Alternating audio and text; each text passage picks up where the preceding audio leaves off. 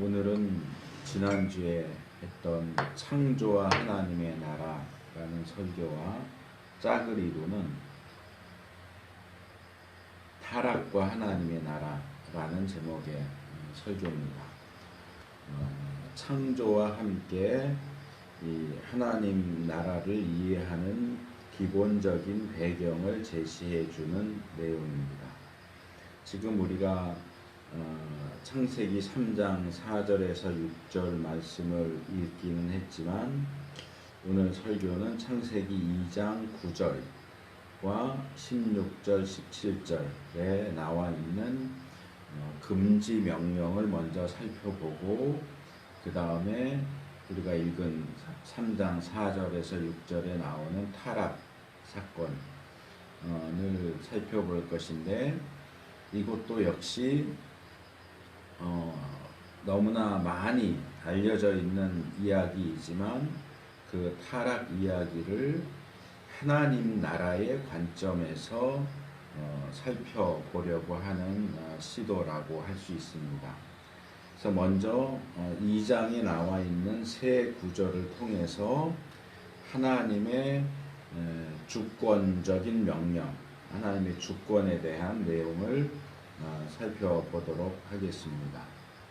2장 9절 말씀은 이제부터 진행될 사건의 또 다른 배경을 제시해주는 내용이다라고 말할 수 있습니다.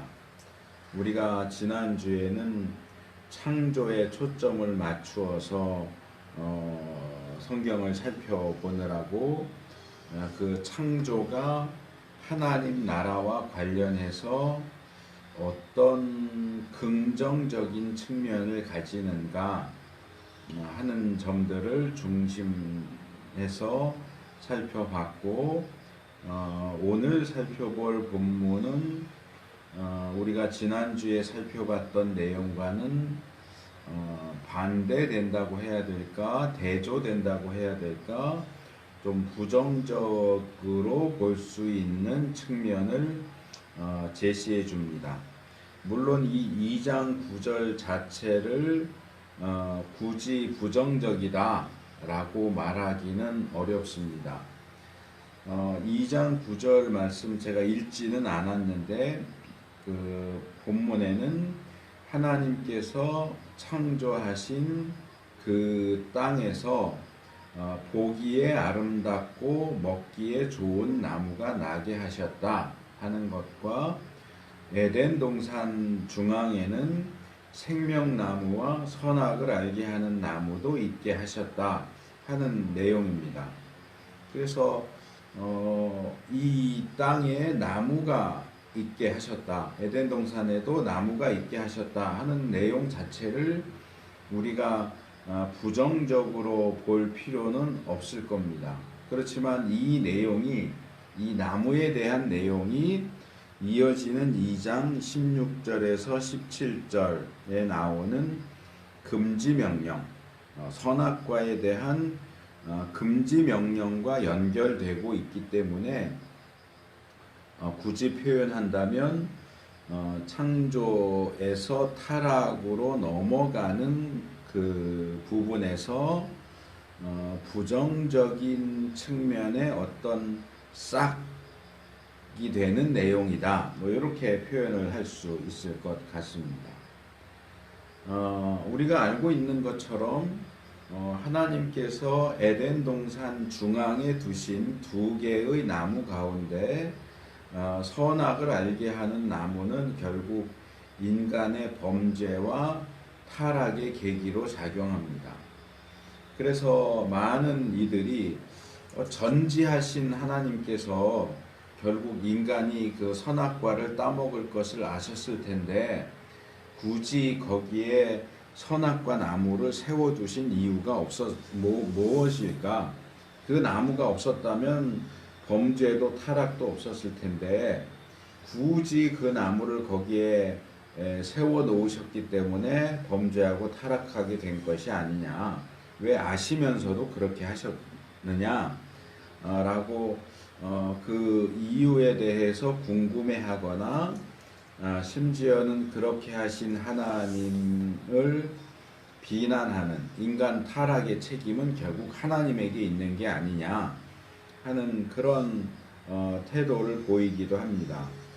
그래서 이제 선악과를 왜 만드셨느냐 하는 것에 대해서 여러 가지 다양한 답변이 제시되기도 하고, 저도 또 나름대로 이제 그 답변들을 가지고 있기는 하지만, 이 시간에는 이 선악과를 만드신 이 문제를 역시 하나님 나라의 관점에서 풀어보려고 합니다.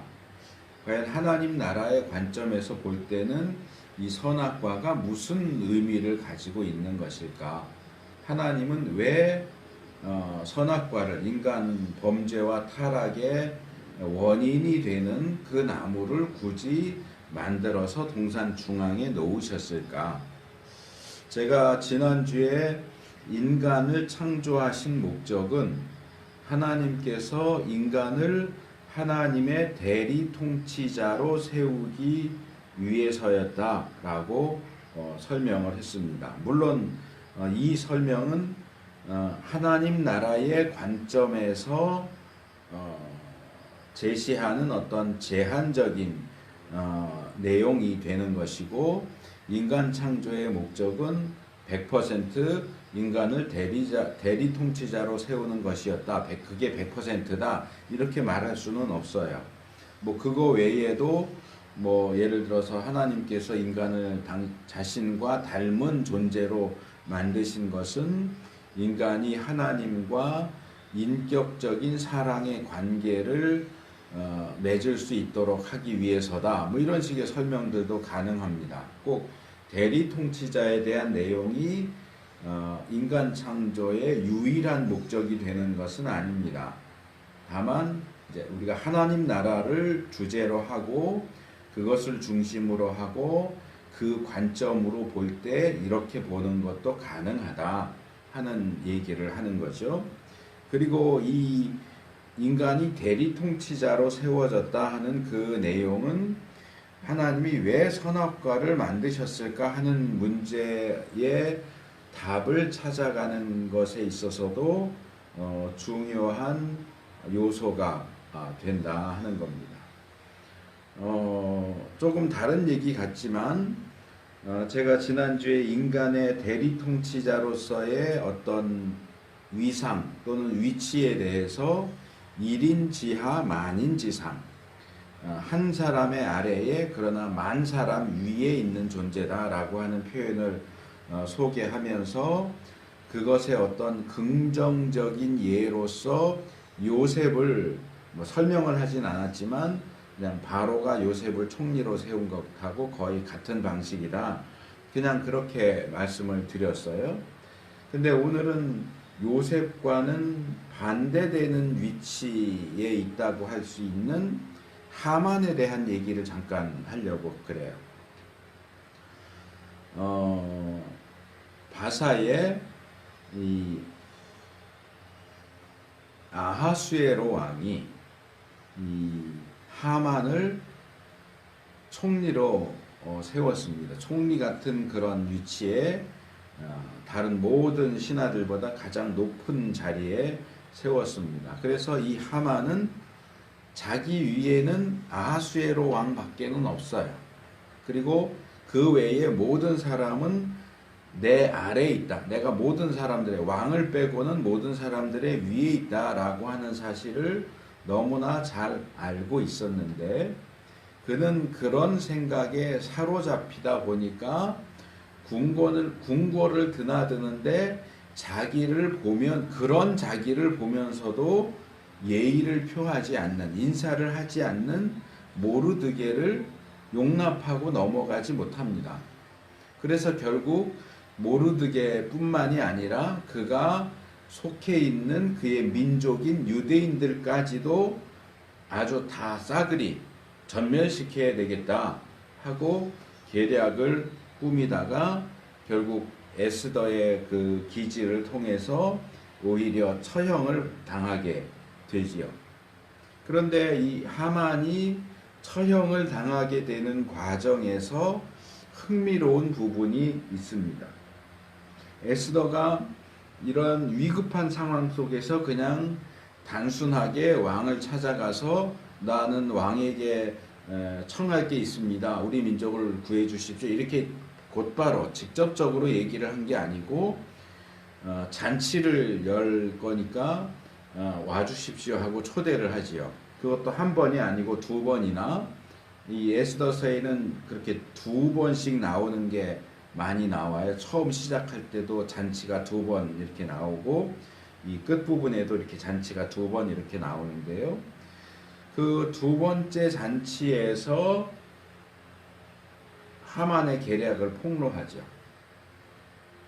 왕비의 민족을 몰살시키려고 한다는 그 이야기를 들은 왕이 너무 화가 나서 잠깐 잔치자리에서 나갑니다. 잠깐 자리를 비웠는데 그 사이에 이 하만이 뭘 하느냐 하면 에스더 7장 8절 말씀을 보면 이 에스더가 앉아있는 걸상, 우리 개혁은 걸상이라는 게 의자죠. 이 에스더가 앉아있는 걸상 위에 엎드려서, 그러니까 이제 무릎을 꿇고 앉았겠죠. 그 에스더 의자에 앉아있는 에스더 앞에 무릎을 꿇고 앉아서 이제 거기서 이렇게 엎드리니까 어쩔 수 없이 뭐 손이 어떻게 했을지는 모르겠지만 이 허벅지 있는 부분, 이 다리 있는 부분에 뭐 얼굴이 닿았을 수도 있고 몸이 닿았을 수도 있죠. 안 닿았을 수도 있지만 어쨌든 뭔가 좀 묘한 자세가 됐을 텐데 너무 간절하니까 당장 자기가 죽게 생겼으니까 그런 자세로 에스더에게 용서를 빌고 있었습니다.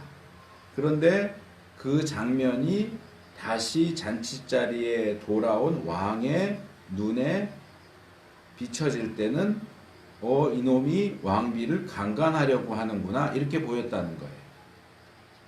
그래서 더 화가 난 거죠. 안 그래도 화가 났는데 더 화가 나서 당장 하만을 처형해라 이렇게 이야기가 진행이 됩니다.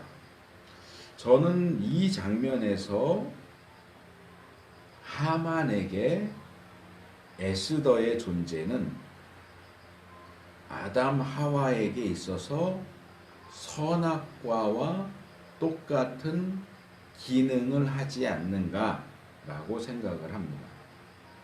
무슨 얘기냐 하면 아담 하와에게 선악과 그리고 하만에게 왕비인 에스더는 왕 아래에 위치해 있는 대리 통치자 또는 2인자인 그들에게 있어서 그들이 범접하면 안 되는 금기의 영역이라는 거예요. 왕이신 하나님이 계시고 왕 아래 대리 통치자로 있는 아담과 하와에게 있어서는 선악과가 건드려도 안 되는, 범하면 안 되는 금기였고, 왕 아래에 있는 하만 입장에서는 왕비인 에스더가 건드리면 안 되는 금기의 영역이었다는 거죠. 그것을 어기니까 문제가 생기는 거예요. 그걸 뒤집어서 얘기하면 아담 하와나 하만에게 있어서 선악과의 존재 또는 에스더의 존재는 너희는 최고 통치자가 아니야. 1인자가 아니고 대리 통치자야. 2인자야. 통치자인 것은 맞지만 2인자야. 너희 위에 너희에게 권세를 부릴 수 있는, 너희를 다스리는 또 다른 존재가 있어. 그들의 어떤 권세와 존재에 있어서의 한계를 보여주는 상징물이다 하는 겁니다. 그래서 그들이 대리 통치자로 2인자로 세워졌음에도 불구하고 그 사실에 지나치게 도취해서 마치 자기가 절대적인 권세, 절대적인 특권을 가지고 있는 것처럼 그것을 내 마음대로 아무렇게나 해도 된다라고 그렇게 생각을 해서는 안 된다. 그게 그들의 한계선을 그어주는, 말하자면 마지노선과 같은 것이다. 그것을 무시하고 그 한계선을 넘어간다면 죽음의 형벌을 면할 수가 없다 하는 겁니다. 그래서 동산 중앙에 있는 이 선악과 나무는 아담과 하와에게 있어서는 그들이 절대적인 통치자가 아니라 대리 통치자라는 사실, 그들이 모든 피조 세계와 피조물들을 다스리는 위치에 있기는 하지만 유일하고 절대적인 존재자는 아니라고 하는 사실, 그들이 그들의 지배 아래 있는 것들에게 명령할 수 있는 위치에 있는 것은 사실이지만 그들 역시도 그들 위에 계시는 하나님의 통치와 지배 아래 있고 그분의 명령을 들어야만 하는 존재라는 사실을 상기시켜주는 중요한 역할과 기능을 한다 하는 겁니다. 한마디로 선악과는 아담과 하와에게 그들의 대리 통치자라는 지위에도 불구하고 그들 위에 그들을 창조하시고 통치하시고 명령하시는 진정한 통치자로서의 하나님이 존재하고 계시다. 너희는 그분의 뜻을 거역하면 안 된다. 너희의 그 한계를 감히 넘어가려고 해서는 안 된다 하는 것을 상기시켜주는 상징물이다 하는 겁니다. 그리고 우리가 선악과 나무에 대해서 논하면서 많은 경우 놓치게 되는 것은 그 동산 중앙에 있던 또 한 그루의 나무, 생명나무에 대한 겁니다. 하나님께서는 동산 중앙에 선악과 나무를 세우시는 것을 통해서 인간들을 골탕 먹이려고 하지 않으셨어요. 너희들 한번 골탕 먹어봐라.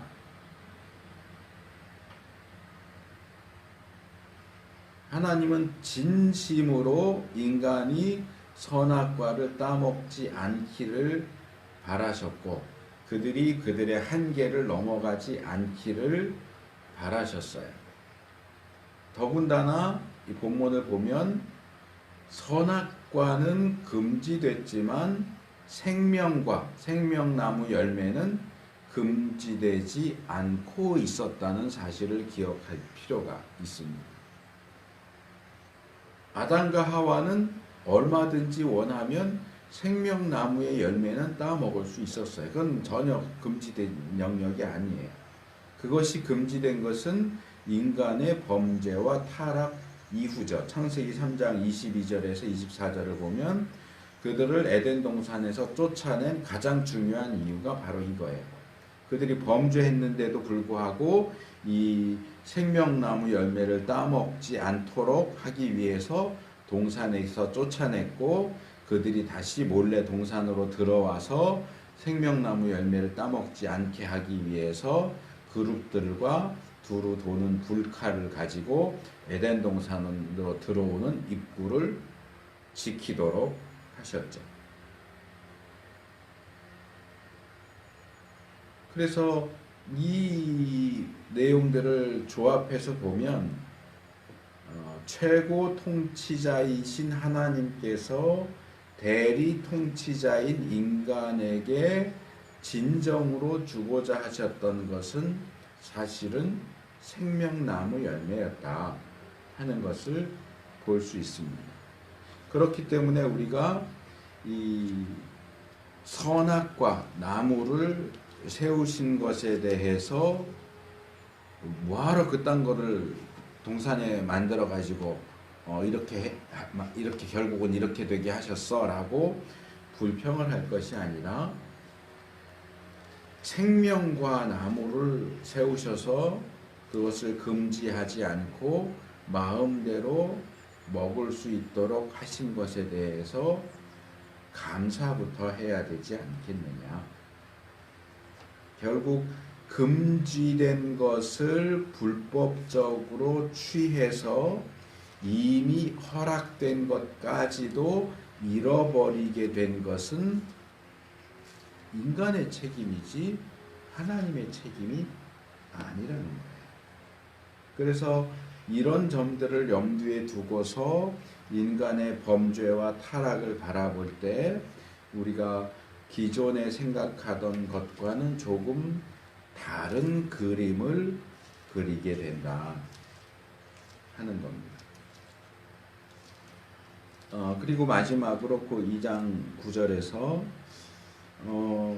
이 하나님께서 에덴 동산 중앙에 생명나무와 선악과 나무를 두셨다고 하는 이 사실은 그것 자체로 나쁘다라고 말할 수는 없지만 아까 말한 것처럼 이것이 이제 2장 16절 17절로 넘어가면 그 둘 중에서 하나인 선악과에 대한 금지 명령과 연결되기 때문에 이 선악과의 존재가 뭔지 모르지만 좀 불길한 느낌을 준다. 아까 제가 부정적인 측면에 어떤 싹을 볼 수 있다라고 표현을 했는데 불길한 느낌을 줍니다. 하지만 그것과 함께 제시되고 있는 그 땅과 에덴 동산에 보기에 아름답고 먹기에 좋은 나무가 나게 하셨다 하는 것 사실도 우리가 좀 기억할 필요가 있습니다. 대부분 이 부분을 그냥 지나가 버리지만 이제 3장에서 제가 다시 지적을 할 거예요. 3장에 나오는 타락 사건을 자세히 살펴보면 그것도 역시 인간의 타락과 상당히 밀접한 관계를 가지고 있다 하는 것을 볼 수 있습니다. 자, 이제는 두 번째 본문인 2장 16절과 17절로 넘어오면 조금 전에 9절에서 살펴봤던 두 가지 내용. 그러니까 하나는 그 땅에 먹기에도 좋고 보기에도 좋은 여러 나무들을 나게 하셨다 하는 첫 번째 내용과 두 번째로 동산 중앙에 생명과와 선악과 나무를 두셨다 하는 이 두 가지 사실과 연결되는 두 가지 명령이 제시되고 있는 것을 발견할 수 있습니다. 이 부분도 우리는 이제 보통 선악과하고만 거기에만 초점을 맞춰보기 때문에 두 가지 명령이라고 생각을 안 하고 한 가지 선악과에 대한 금지 명령 이렇게만 생각을 하지만 본문을 자세히 보면 두 가지 명령이에요. 첫 번째 명령은 16절에 나옵니다. 여호와 하나님이 그 사람에게 명하여 이렇게 돼 있죠. 명하여 가라사대 동산 각종 나무의 실과는 내가 임의로 먹되 동산에 있는 선악과를 제외한 모든 나무의 실과는 네가 마음대로 먹어라. 이것도 명령이에요. 여기에는 16절에는 표현을 약간 바꿔서 동산 각종 나무의 실과라고 되어 있지만 이 내용을 9절과 연결시킨다면 보기에 아름답고 먹기에 좋은 동산 각종 나무의 실과 이렇게 표현할 수 있겠죠.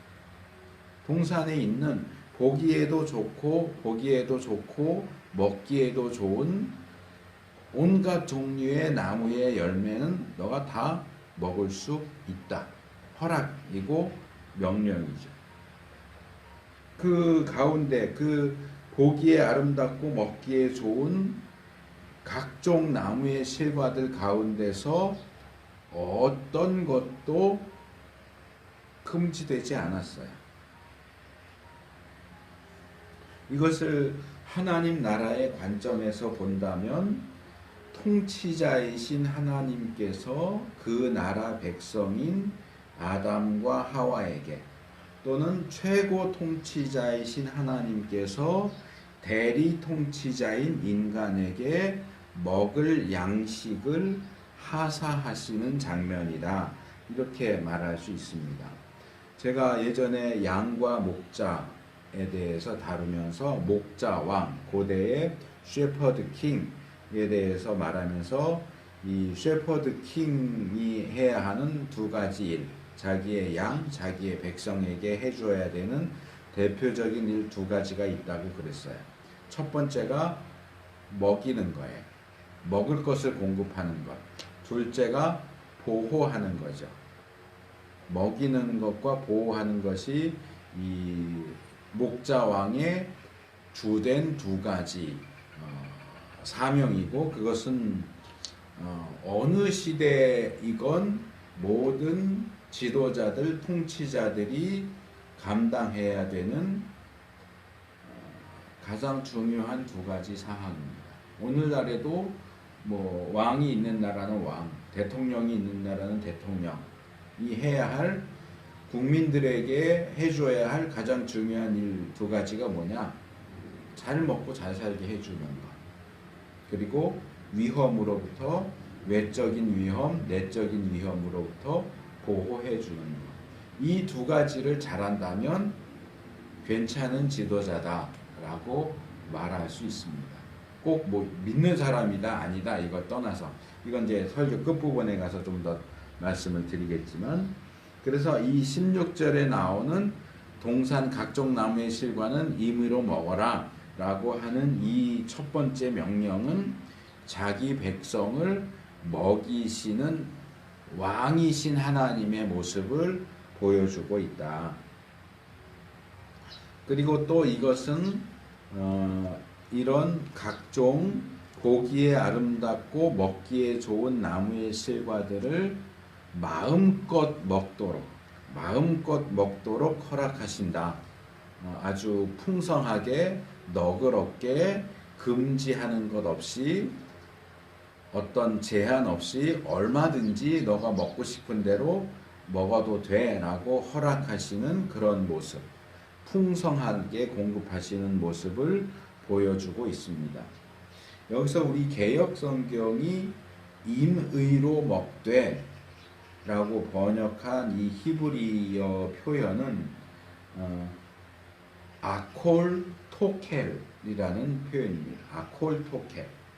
이 두 개는 다 먹는다라는 뜻을 가진 동사 아칼 동사에서 온 건데, 아콜은 아칼 동사의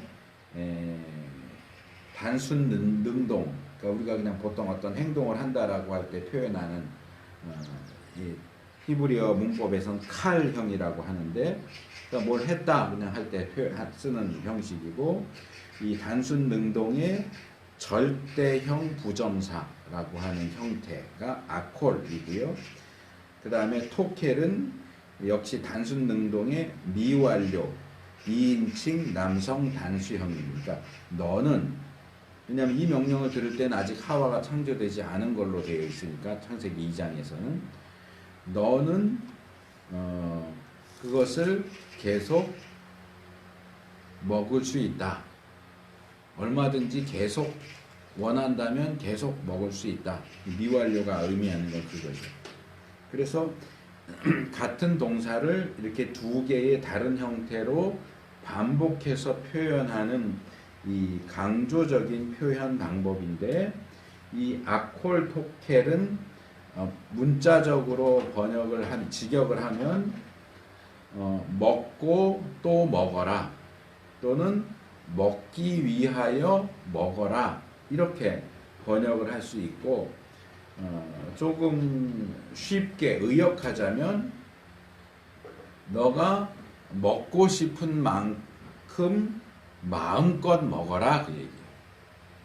그러니까 우리 개역의 임의로 먹되는 조금 이렇게 쉽게 그 의미가 와닿지 않는 표현이죠. 임의로 먹되, 뭐 먹고 싶은 거는 아무거나 먹어, 뭐 이런 식으로 이제 이해할 수 있는데, 아무거나 먹어가 아니고 마음대로 먹어. 뷔페집 가가지고 너 먹고 싶은 거는 마음대로 먹어. 먹을 수 있을 만큼 먹어. 뭐 그런 이미지예요. 골라 먹어라는 개념이 아니고 먹고 싶은 만큼 마음껏 먹어라. 그래서 어떤 제한 없이 풍성하게 공급해 주시는 왕이신 하나님의 모습. 그래서 이 하나님 나라의 백성 된 자는 이런 상황 속에서 다윗이 했던 것처럼 여호와는 나의 목자시니 내가 부족함이 없으리로다. 난 부족한 게 전혀 없어. 왜? 필요한 모든 것을 하나님이 공급해 주시니까. 이렇게 고백할 수 있다 하는 겁니다. 그래서 이 에덴 동산에 있었던 인간은 적어도 뭐 다른 부분들도 그랬으리라고 생각이 되지만 적어도 먹는 문제에 있어서는 어떤 부족함도 없는 상태였다. 근데 문제가 바로 그 먹는 문제 때문에 생긴다는 게 참 아이러니한 문제죠. 그리고 이런 표현 방식, 이 같은 동사를 부정사와 절대형으로 이렇게 곧바로 나열해서 두 개를 같이 표현해서 강조하는 표현은 이어지는 17절에도 또 나옵니다. 우리 개역 성경이 정령 죽으리라 라고 번역한 이 부분도 히브리어 표현은 모트 타모트라는 겁니다. 동사의 형태가 똑같아요. 둘 다 죽는다라는 뜻의 무트라는 단어를 부정사 모트로 절대형으로 미완료로 타무트 2인칭 남성 단수를 써서 그래서 이것도 역시 직역하면 죽고 또 죽는다 또는 죽기 위하여 죽는다. 그래서 개역이 잘 번역한 것처럼 뜻을 풀어서 의역하면 반드시 죽는다, 확실히 죽는다 그런 뜻으로 사용되고 있습니다. 그래서 이 마음껏 먹어라 또는 반드시 죽는다 라고 하는 이 말씀 속에서 우리는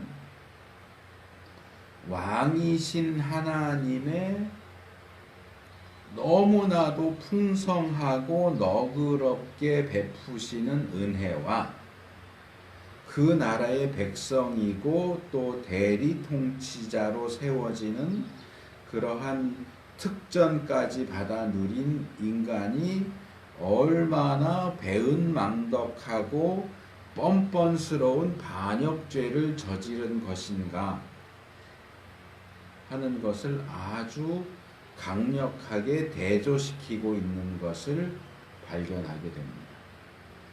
먹는 것에 전혀 부족함이 없는데 바로 그 먹는 것 가지고 문제를 일으키고 있다는 거죠. 두 번째 명령은 17절에 있는 선악을 알게 하는 나무의 실과는 먹지 말라.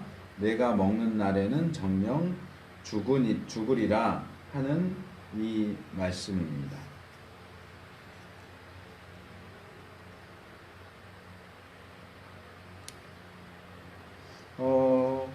하나님께서 이 17절의 금지 명령을 하실 때 어떤 분위기였을까요? 금지 명령을 하시는 하나님의 어떠한 표정, 어떤 제스처 이런 것들이 어떤 것이었을까요? 어쩌면 우리는 이 명령을 보면서 하나님께서 마치 그 깡패들이 하는 것처럼 주먹 꽉 쥐고서 이렇게 코앞에 이렇게 흔들면서 너 내 말대로 하지 않으면 죽을 줄 알아. 뭐 이런 식으로 협박하시는 것 같은 그런 그림을 그리지 않나 하는 생각도 들어요. 그런데 저는 조금 전에 이 16절의 명령이 목자 왕이신 하나님의 먹이시는, 공급하시는 것과 관련됐다고 이야기를 했고 그것과 비교한다면 이 17절 명령은 목자 왕이신 하나님께서 자기 백성인 아담과 하와를 보호하기 위해서 하시는 명령이라고 생각해요. 협박하는 게 아니고 그들을 보호하기 위해서. 아담과 하와가 대리 통치자로서의 신분을 망각하고 주제넘게 행동해서 결국 멸망을 자초하지 않도록 경계하고 보호하기 위한 명령이다. 그리고 이 명령은 지난주에 제가 잠깐 언급을 했지만 인간을 동산에 두시고 이 동산을 다스리고 지키라고 말씀을 하셨는데, 거기서 그 지키라라는 말씀은 명령을 지켜라 하는 의미도 있지만 도둑 들지 못하게 집을 지켜라, 에덴 동산을 지켜라 하는 그런 의미일 수도 있고, 그것이 이 선악과 금지 명령과 연결된다고 볼 수 있다라고 말씀을 드렸어요. 물론 우리는 정확한 상황을 알 수는 없지만 이제 이어지는 3장 내용을 고려한다면 이때 이미 사탄이 에덴 동산에 있는 아담과 하와를 유혹해서 범죄하게 하려고 틈을 보고 있었을 가능성이 있다라고 생각을 합니다. 그렇지 않다면 어떤 위험이나 위협도 없는데 동산을 지켜라, 도둑이 들 위험도 없는데 집 잘 지켜, 그렇게 얘기할 이유가 없죠. 아무도 도둑질하지 않는다면 집을 잘 지켜라고 말할 필요가 없죠. 문 잘 잠궈 이렇게 말할 필요가 없죠. 하나님이 굳이 아담에게 동산을 잘 지켜라 라고 하는 얘기는 동산에 침입하려고 하는, 침투하려고 하는 존재가 있다 하는 것을 암시하는 내용이 아니겠느냐. 그리고 그것은 선악과 따먹으면 안 돼 라고 하는 금지 명령하고 연결된다고 하는 겁니다. 사탄이 에덴 동산에 침입해서, 몰래 침입해서 인간을 유혹할 만한 건덕지가 없어요. 선악과 외에는 인간을 유혹할 통로가 없단 말이에요. 하나님이 유일하게 금지하신 이 선악과만이 그것을 통해서 인간을 유혹하고 범죄하게 해서 타락하게 만들 유일하고 또 가장 손쉬운 유혹거리가 될 것이기 때문에 에덴 동산을 잘 지켜라, 그리고 선악과는 먹으면 안 돼. 결국 이것은 제가 볼 때는 협박이 아니고 그들을 보호하기 위해서 안전장치를 하는 어떤 보호조치로 봐야 하지 않겠느냐. 저는 그렇게 생각을 합니다. 물론 하나님 나라 관점에서 볼 때 그런 겁니다. 다른 설명도 가능합니다. 다른 설명은 다 틀렸다 하는 얘기가 아니고 이 부분은 하나님 나라 관점에서 볼 때는 이렇게 볼 수 있지 않겠느냐 하는 말씀을 드리는 거예요. 그리고 하나님께서 그분의 백성이자 그분의 대리 통치자인 아담과 하와에게 내리신 유일한 금지 명령, 이것이야말로 하나님 나라 통치에 있어서, 통치, 주권이라는 문제에 있어서 가장 중요한 핵심이 된다 하는 겁니다. 그래서 이 하나님의 주권적인 명령, 하나님의 통치에 순응하느냐, 순종하느냐, 이 명령을 지키느냐, 지키지 않느냐가 인간이 하나님 나라의 백성으로서 또 하나님의 대리 통치자로서 자격을 갖추었는가, 그렇지 못한가를 입증해 보이는 중요하고 핵심적인 내용이 된다 하는 겁니다. 선악과와 관련된 인간의 선택은 자신의 운명을 비롯한 모든 피조 세계와 모든 피조물들, 그리고 자기의 후손들, 또한 무엇보다도 하나님께서 인간을 통해서 이 세상에서 이룩하고자 하셨던 지상적인 하나님 나라의 향방과 운명을 결정짓는 결정적인 요소가 된다.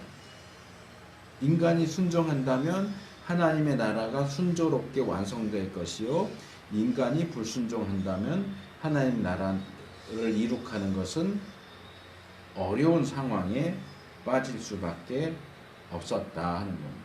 이것이 이 2장에 나오는 에덴 동산, 특별히 에덴 동산에 있는 나무들과 관련된, 그러니까 3장에 나오는 인간이 선악과를 따먹고 타락하는 것을 이해하는데 배경이 되는 2장 9절과 16절, 17절 말씀을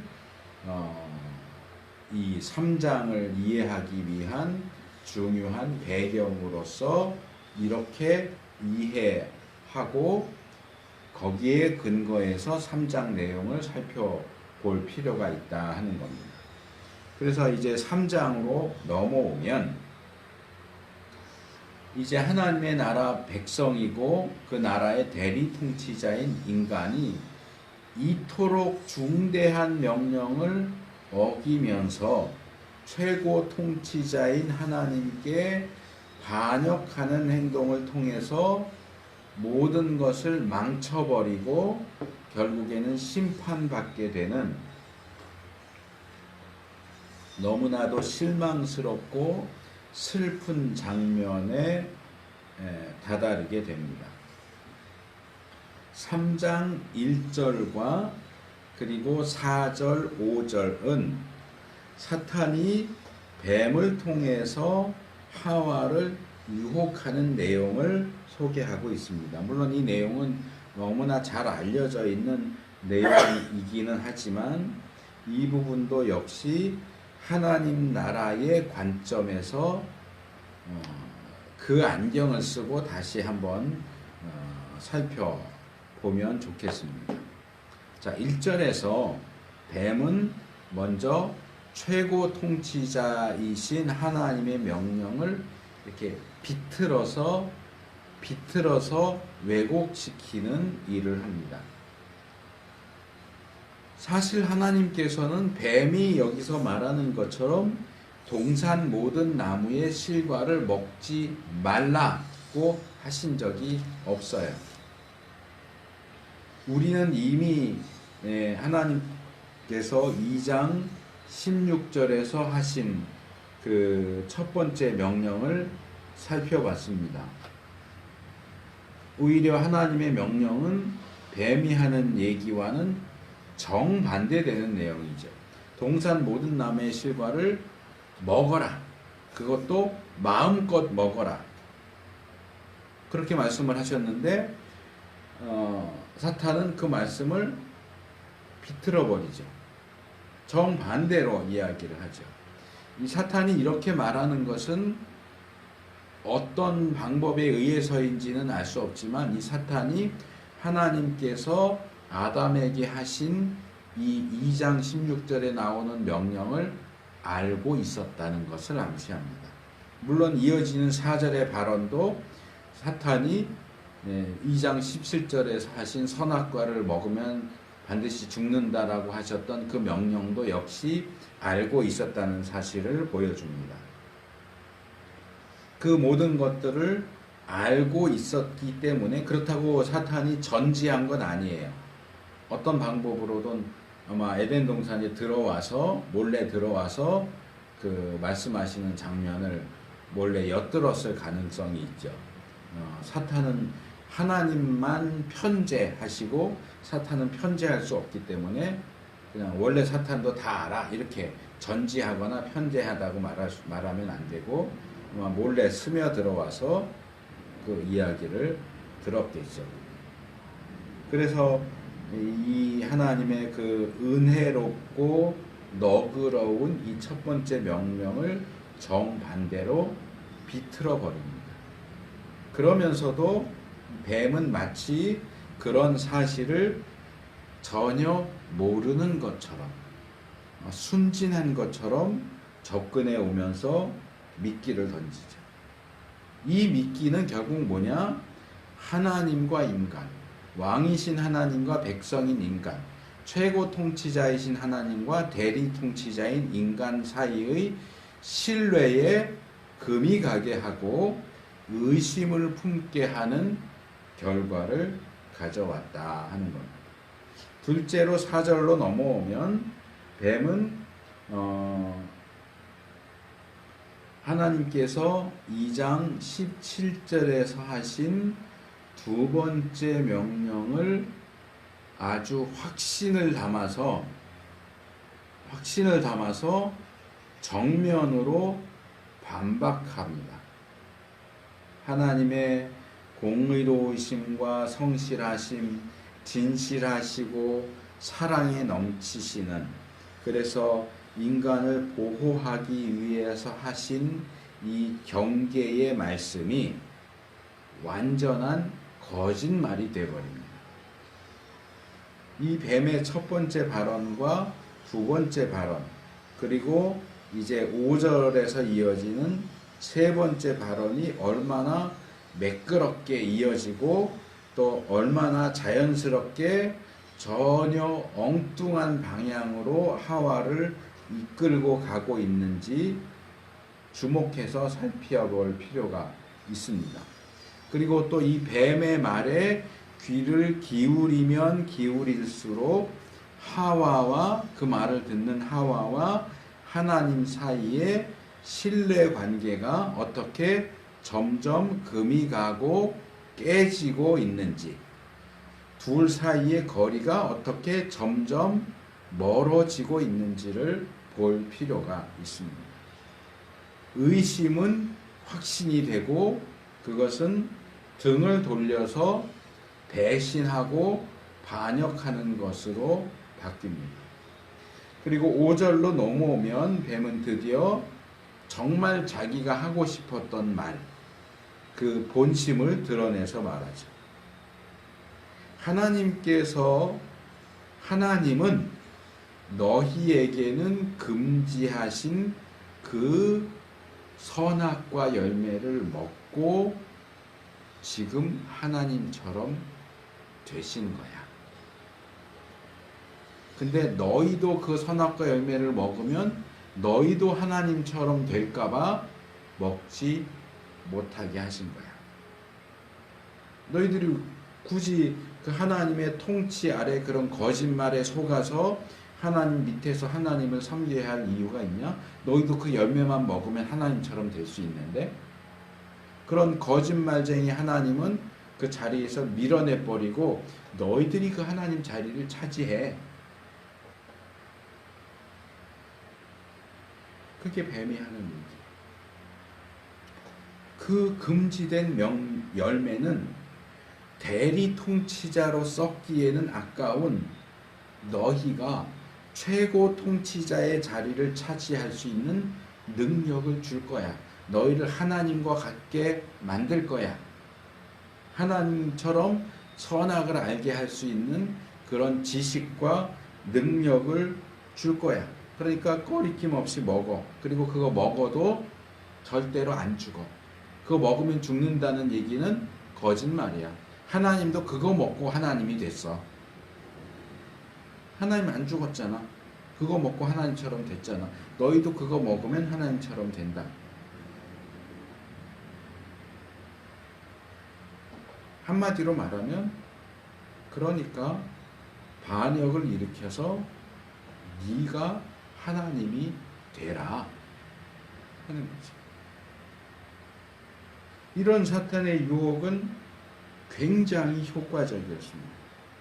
마치 이 조그만 쇠조각이 아주 강력한 자석에 끌려가서 거기 찰싹 달라붙게 되는 것처럼, 이 하와는, 그리고 조금 후에 이 하나님의 명령을 직접적으로 들은 아담까지도 너무 어이가 없을 정도로 너무나 쉽게 타락의 길로, 범죄의 길로 아주 스무스하게 스르르 미끄러져 들어가는 모습을 보게 되죠.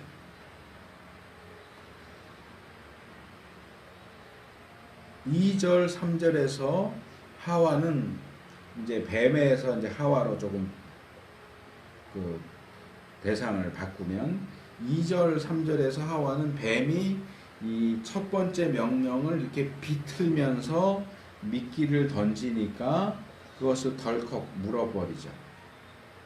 그래서 아마도 남편인 아담을 통해서 전해 들었을 하나님의 이 첫 번째 명령을 살짝 약화시키죠. 모든 실과를 마음껏 먹을 수 있다 해서 모든을 뺐고요. 그냥 실과를 그 다음에 마음껏도 뺍니다. 모든 실과에서 모든을 빼고 마음껏 먹을 수 있다 해서는 마음껏을 빼서 그냥 실과를 먹을 수 있다 라고 약화시키고, 그리고 두 번째 명령 역시 약화시키죠. 뭐예요? 정령 죽으리라. 반드시 죽는다를 죽을까 하노라.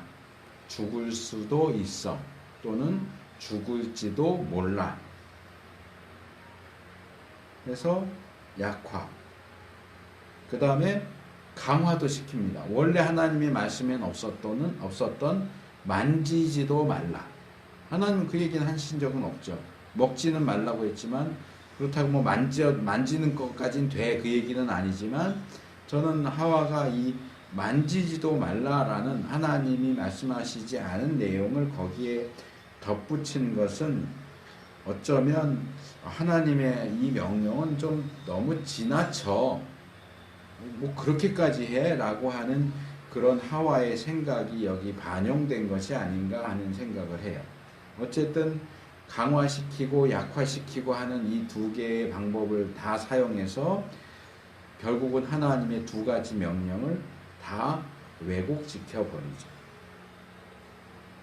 그러니까 이 대답을 하는 하와에게 있어서 하나님의 두 가지 명령은 너무너무 인색하고 가혹하고 지나친 명령이 되어버린 것 같아요. 그래서 이런 터무니없는 명령을 내리는 하나님이라는 존재에 대한 어떤 신뢰나 경외는 이미 저 멀리 사라져 버린 것 같아요. 그리고 사탄의 치명적이고 확신에 찬 유혹, 두 번째 이야기를 들었을 때는 하와는 아무 말도 하지 않아요. 너 하나님처럼 될 거야. 절대로 죽지 않아. 이 얘기를 들었을 때는 하와는 이상하게도 대답조차 하지 않아요. 저는 그 부분을 보면서 결국 이 3장 6절에 나오는 이 상황은 하와로서는 더 이상 말조차 필요 없는 상황이 아니었대요. 이미 홀딱 넘어가 버렸어요. 뭐 그러냐 아니야? 그럴까? 정말 그럴까? 이런 대꾸조차도 필요 없는, 더 이상 말할 필요가 없고 이 사탄의 유혹에 완전히 넘어가서 확실히 그럴 거야, 분명히 그래 라는 생각 속에 빠져 있었던 것 같아요. 그래서 그냥 아무 말도 하지 않고 아무 말 없이 그냥 그 금지된 나무와 거기에 달려있는 열매를 그냥 바라보기만 하죠. 욕망으로 가득한 시선으로, 탐욕으로 가득한 눈동자로 그 나무를 봅니다. 그런 하와의 눈에 비친 선악과 나무의 모습을 본문이 이렇게 제시하죠. 먹음직도 하고 보암직도 하고 지혜롭게 할 만큼 탐스럽기도 한 나무로 보였다. 그런데 우리 개역성경이 이런 부분에선 좀 일관성 있게 번역을 했으면 참 좋았을 텐데 하는 생각이 들어요.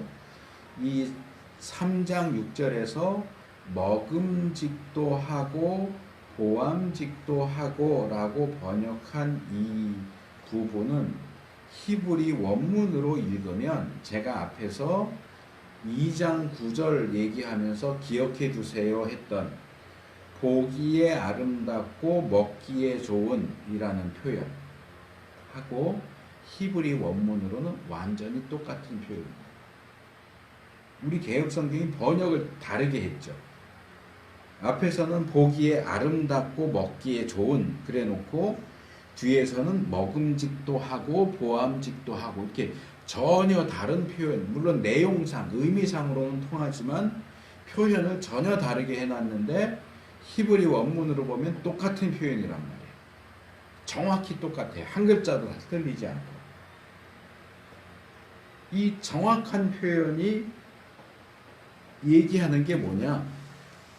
하나님께서 이미 하와에게 허락하셨던 얼마든지 먹어도 된다고 했던 다른 모든 나무들도 충분히 보기에 아름답고 먹기에 좋은 나무였다는 거예요. 그런데 사탄의 유혹에 넘어간 하와의 이 탐욕으로 가득한 눈, 이건 이제 요한이 말하는 걸로 하자면 안목의 정욕이죠. 이 안목의 정욕으로 보니까 다른 나무들은 눈에 들어오지 않아요.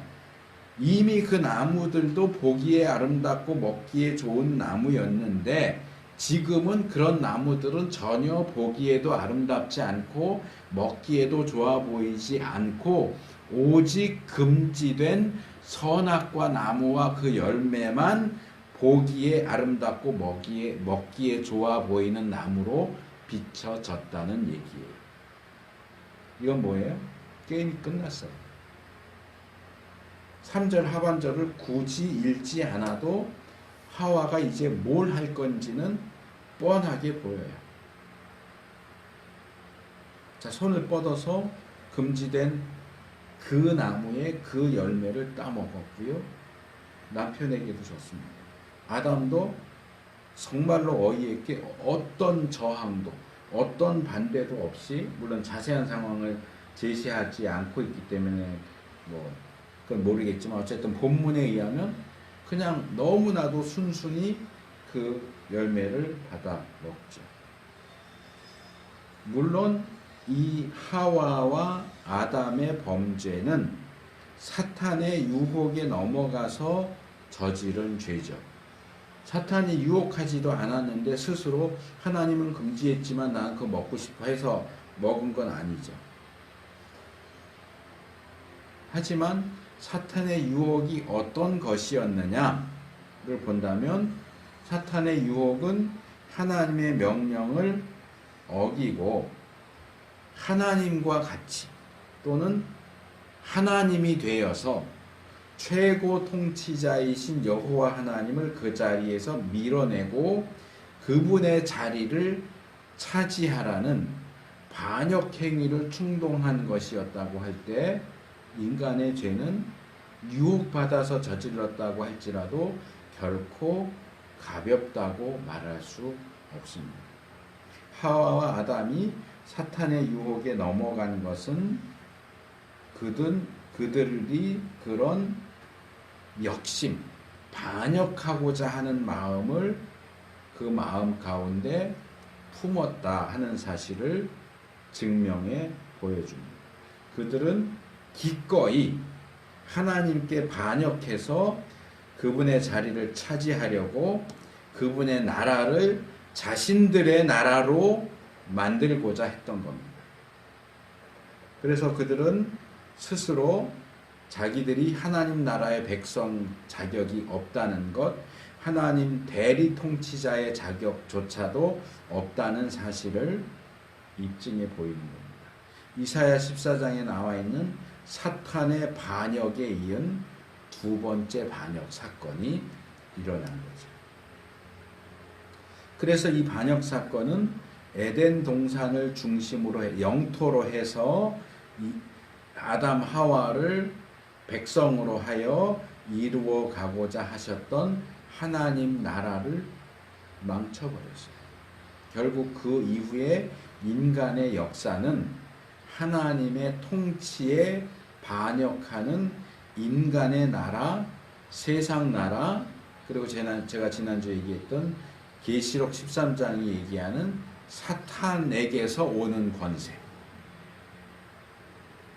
사탄으로부터 오는 권세가 주름 잡는 역사가 되고야 말았다.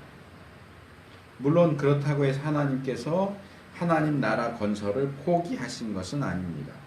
하나님께서는 그런 반역적이고 사탄적인 인간 나라, 세상 나라의 한 귀퉁이에서 잘 보이지 않는 한 구석에서 이 하나님 나라를 재건하기 위한 일을 인간 타락과 동시에 시작하십니다. 자, 이제 마지막 부분인데요.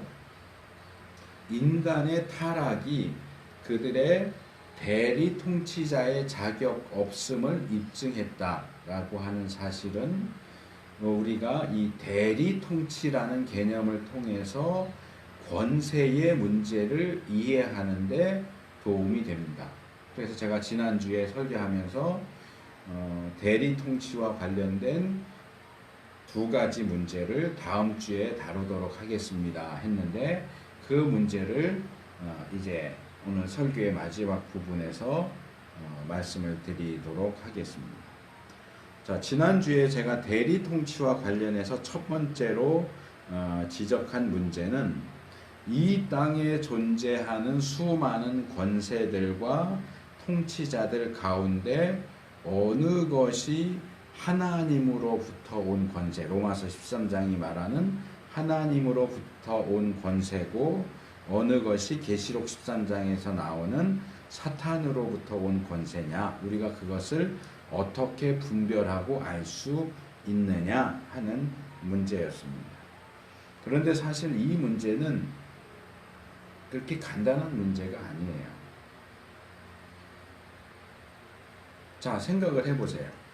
자, 하나님이 선택한 백성, 선민, 친정 국가였던 북이스라엘이나 남유다 왕국을 무너뜨린 아수르나 바벨론, 또는 바벨론을 무너뜨린 페르시아의 권세의 근원은 하나님입니까? 사탄입니까? 하나님이 다스리는 이스라엘과 유다를 멸망시켰으니까 그들을 멸망시킨 아수르, 바벨론, 페르시아는 당연히 사탄의 권세다라고 말할 수 있을까요? 그러면 하나님이 선택하신 북이스라엘과 남유다의 권세와 통치자들은 하나님이 선택하신 나라이기 때문에 당연히 다 하나님이 인정하시는 선한 권세와 선한 통치자들이라고 말할 수 있을까요? 이방 나라에 믿지 않는 통치자들은 다 사탄적일까요? 유다의 대표적인 악한 왕인 므낫세, 이스라엘의 가장 대표적인 악한 왕인 아합, 이방 페르시아의 왕인 고레스는 하나님 편입니까? 사탄 편입니까? 북한의 김정은, 남한의 문재인, 일본의 아베, 미국의 트럼프, 이스라엘의 레우벤 리블린, 이들은 하나님께서 세우신 지도자입니까? 사탄이 세운 지도자입니까? 늘 변화하는 세상에서 이 문제를 바라보고 평가하는 절대적이고 불변하는 기준은 없는 것처럼 보입니다. 왜냐하면 선민 국가의 왕도 사탄적일 수 있고요, 이방 국가의 왕도 메시아적일 수 있어요. 예를 들어서 이사야 45장 1절은 이방 나라의 왕인 페르시아의 고레스 왕을 메시아라고 부릅니다.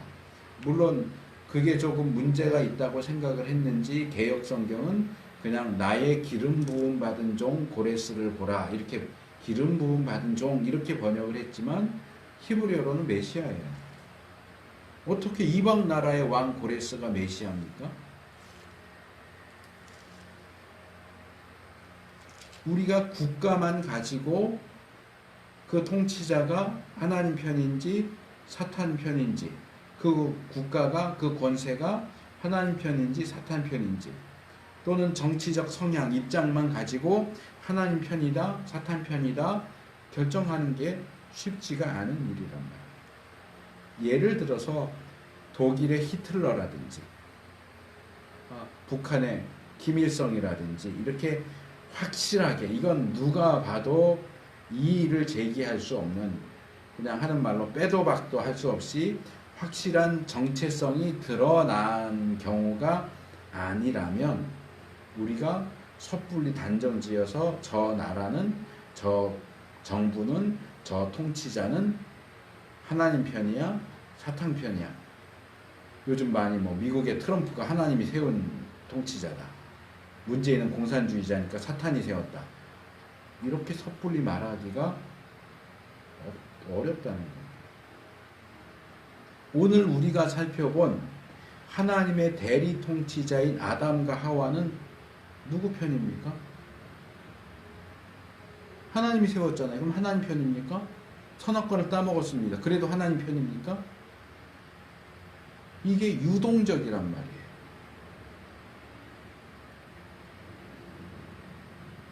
그래서 각 지도자들이나 정부의 개별적인 성향과 정책 같은 것들을 종합적으로 살핀 후에 신중하게 결정해야지 어떤 한 부분만 보고 그냥 확정지어서 이 사람은 하나님 세우신 사람, 이 사람은 사탄이 세운 사람 이렇게 말하기가 어렵다. 그런 성향도 정책도 유동적인 측면을 가지고 있기 때문에 그런 평가를 내리는 데 있어서 더 어려워집니다.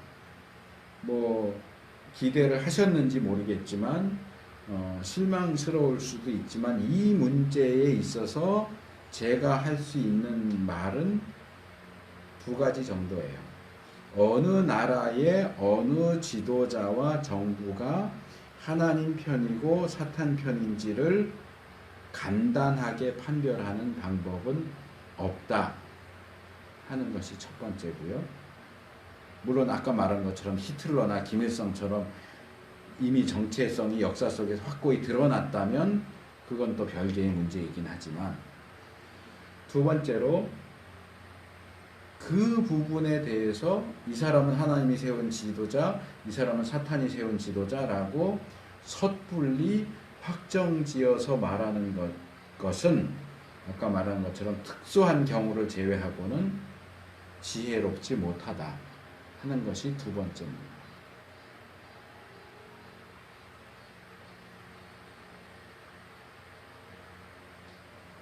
이방 나라에서도 하나님의 뜻을 행하는 선한 정부와 통치자가 나올 수 있고 기독교 국가 안에서도 사탄의 뜻을 행하는 악한 정부와 지도자가 나올 수 있습니다. 어떤 한 가지만 놓고 이렇다 저렇다 라고 말하기가 어렵습니다. 그래서 이 부분은 정말 신중하게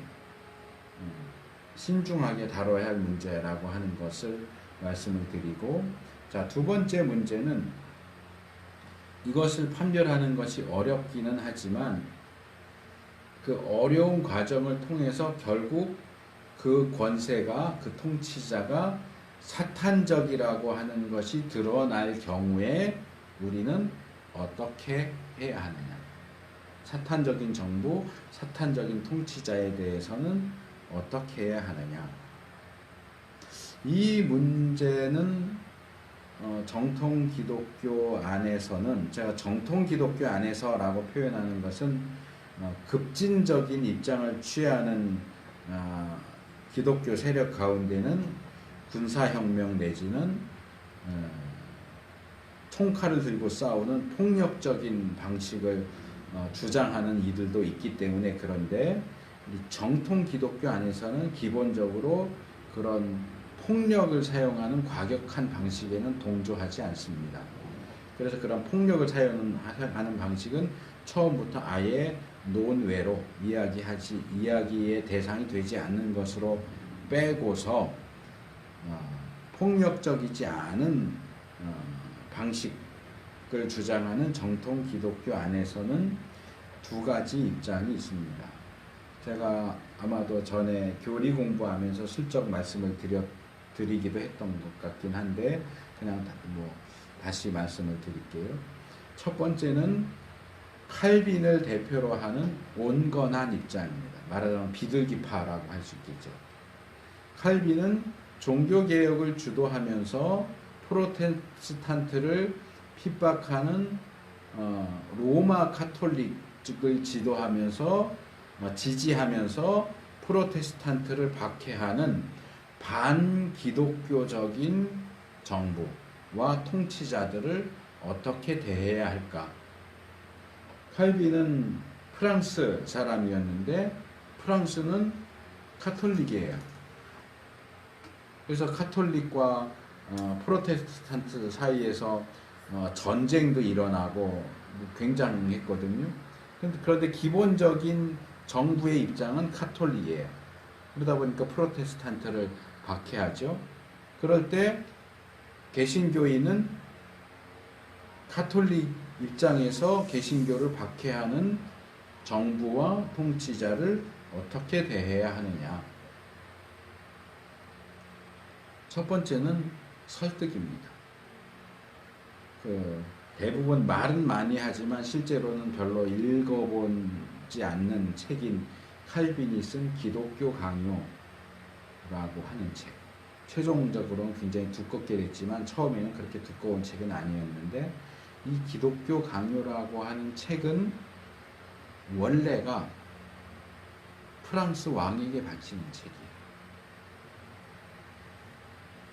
개신교를 박해하는 카톨릭을 지지하는 프랑스 왕에게 우리 개신교는 당신이 생각하는 것처럼 그렇게 잘못된 종교, 잘못된 주장을 하는 게 아닙니다. 우리 프로테스탄트는 이런 것을 믿습니다. 결국은 왕을 설득하기 위해서 기독교 강요, 기독교를 요약 강요, 억지로 한다 그런 강요가 아니고 대충 요약적으로 썼다 그런 뜻에서 강요인 거예요. 기독교 강요라는 책을 써서 프랑스 왕에게 바치는 것을 통해서, 물론 그걸 왕이 읽을지 안 읽을지는 알 수 없는 상황이었지만 어쨌든 개신교, 프로테스탄트를 변호하는 거죠. 설득하는 거죠.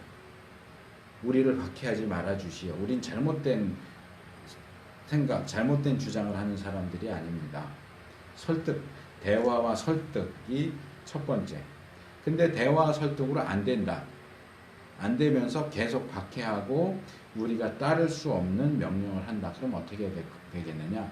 둘째로 불복종. 순종하지 마라. 너 교회 가지 마. 정부에서 교회 가는 것을 오늘부터 금지한다. 그럼 교회를 가지 말아야 되느냐? 하나님이 세우신, 모든 권세는 하나님이 세우신 권세니까 권세가 교회 가지 마. 예수 믿지 마. 그러면 그 권세에 복종해서 예수 믿지 말고 교회 가지 말아야 되느냐? 그것은 우리가 따를 수 없는 명령이기 때문에 거기에 대해서는 불복종해라. 복종하지 말아라. 그런데 우리가 불복종하는데도 계속해서 박해하고 핍박하고 협박한다면 그럼 어떻게 해야 되느냐? 마지막 세 번째. 최종 단계는 뭐냐? 기도해라. 이게 칼빈의 입장이에요. 그 다음으로는 우리가 할 수 있는 게 없다. 대화와 설득으로 노력하고 불복종으로 우리의 의지를 표명하고, 그런데도 통치자가 마음을 바꾸지 않고 계속해서 핍박한다면 그 다음은 하나님이 역사하시도록 기도하는 것 외에는 우리가 할 수 있는 게 없다. 그 정부를 바꿔주시기를, 통치자의 마음을 바꿔주시기를, 아니면 아예 통치자를 바꿔주시기를, 하나님이 그렇게 해주시기를 기도하자. 근데 그렇게 기도해도 여전하다.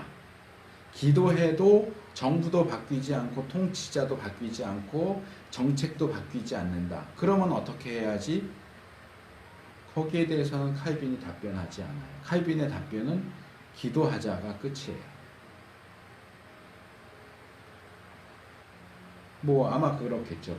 하나님이 뭔가 뜻이 있으시겠죠. 우리가 기도해도 이 약한 정권이, 약한 통치자가 그대로 있는 것은 뭔가 하나님의 뜻이 있겠지. 계속 기도하자. 이렇게 가겠죠. 이게 첫 번째 입장이에요. 온건한 입장. 칼빈과는 다른 입장을 취하는 조금 과격하고 급진적인 입장이 있어요. 이것은 이제 비둘기파라고, 매파라고 할 수 있는데, 이 영국의 사무엘 러더포드나 이 스위스에서 라브리 단체를 하는 프란시스 셰퍼 같은 사람이 대표라고 할 수 있는 급진적인 입장입니다. 칼빈이 대화와 설득, 불복종과 기도를 말하면서 거기에서 멈춰 섰는데 이들은 거기에서 한 걸음 더 나갑니다. 한 걸음 더 나가면서 뭘 얘기하느냐? 기도해도 안 되면 저항할 수 있다. 불복종은 소극적인 거고 이 저항은 적극적으로 하는 거죠. 저항권이 있다. 우리에게는 저항권이 있다. 그리고 이 저항권을 이야기하는 데 있어서 지난주에 그리고 오늘 제가 계속 얘기했던 대리 통치 개념이 사용되는 거예요. 자, 기본적으로 모든 권세는 하나님으로부터 옵니다. 그래서 모든 권세의 위에는 하나님의 최종적인 권세가 자리 잡고 있습니다. 이 구조는 언젠가 제가 에베소서에서 나오는 종과 상전에 대해서 얘기한 것과 비슷한데요. 종하고 상전만, 노예만 생각하면 그 위계의 질서가 제일 밑에 노예가 있고 그 위에 주인이 있죠. 상전이 있는 이 두 단계로 권위 구조가 만들어지는데 바울은 거기서 두 단계 구조가 아니고 세 단계 구조를 얘기하죠. 뭐예요? 노예가 있고 주인이 있고 너희 주인은 너희들 위에 하늘의 상전이 계신 걸 알아라.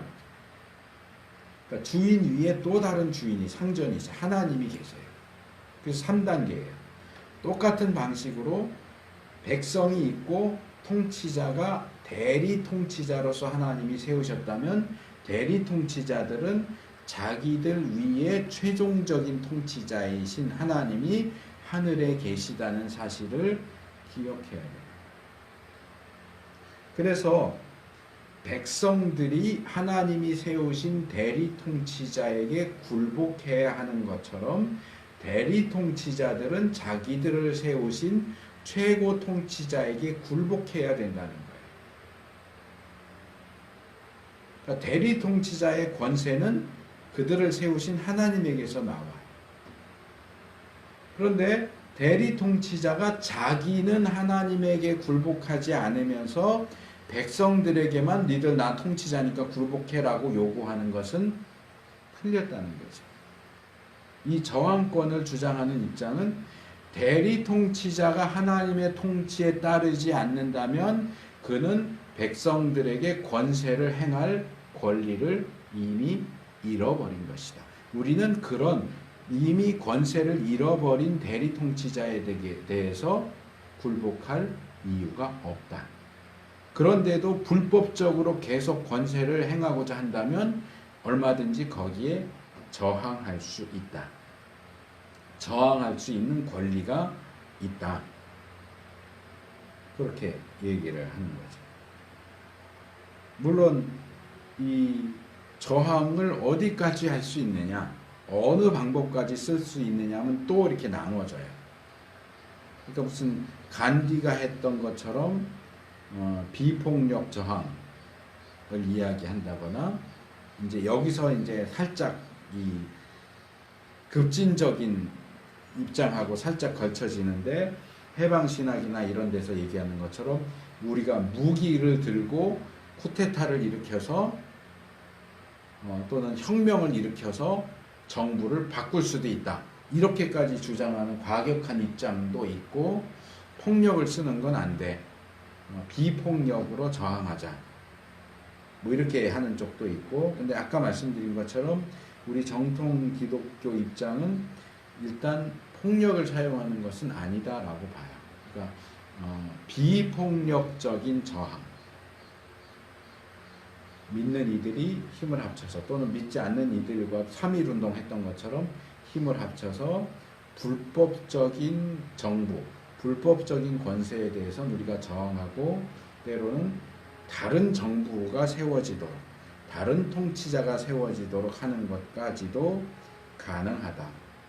이렇게 이제 두 가지의 입장이 있는데 저는 기본적으로 이 후자 쪽에 가까워요. 저항권까지 행사하는 것이 가능하다라고 생각을 합니다. 폭력적인 것은 거절하지만 비폭력적인 방식의 저항권까지는 가능하다라고 하는 것이 제 입장이고, 그러나 어느 입장을 취할 것인가는 강요할 수는 없어요.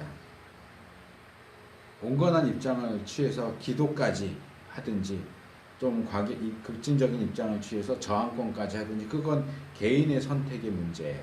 그건 어느 쪽을 선택한다고 해서 틀렸어 라고 말할 수는 없어요.